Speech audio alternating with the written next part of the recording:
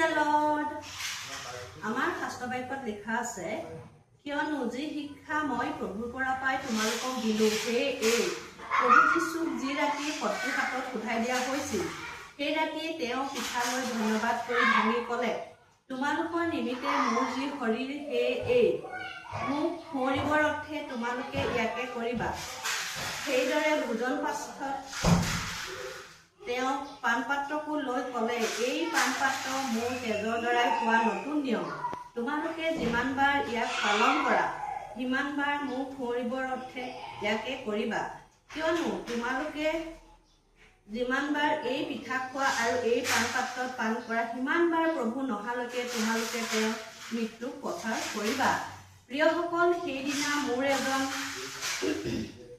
প্ৰভু যীশুক নজনা ভাইয়ে সুধিলে বা তোমালোকৰ গীৰ্জাঘৰত ৱাইন দিয়ে নহয় তুমি খোৱানে বৰ ভাল লাগে তোমালোকৰ ইমান অপেনভাৱে ৱাইন মদ খাবলৈ দিয়ে প্ৰিয়সকল সেয়া যিসকল প্ৰভু যীশুক নাজানে তেওঁলোকক জনাওঁ যে মই যি প্ৰভুক জানি বুজিলোঁ সেয়াহে ক'বলৈ বিচাৰিছোঁ সেয়া দৰাচলতে মদ নহয় সেয়া হৈছে আঙুৰৰ পৰা বনোৱা এবিধ যেনেকৈ মেংগো জুচ বা অৰেঞ্জ জুচ তেনেকুৱা এবিধ জুচহে হয় প্ৰভু যীশুক যি ৰাতি শত্ৰুৰ হাতত উঠাই দিয়া হ'ব সেই ৰাতি তেওঁ এটা নিয়ম কৰি গৈছিল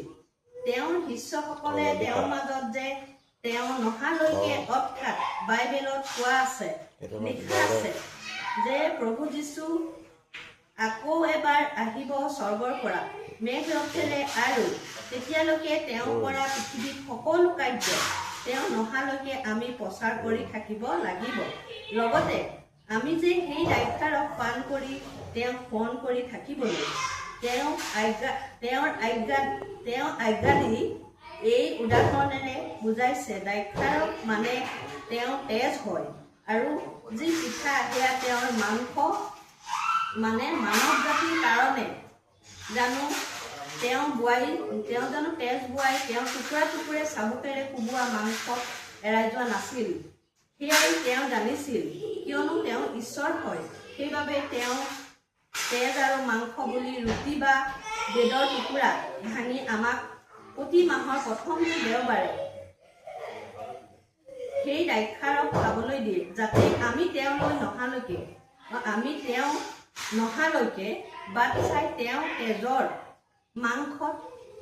আমাৰ পাপ মোচন হৈ সেই নিয়মেৰে সুসজ্জিত হৈ থাকোঁ এয়াই সেই ৱাইন বুলি ভবা শব্দটিৰ তাৎপৰ্য প্ৰিয়সকল এই দ্ৰাক্ষাৰস বা ব্ৰেড বা ৰুটিৰ টুকুৰা বহুত নিয়মেৰে পবিত্ৰতাৰে ল'ব লাগে তাৰ আগত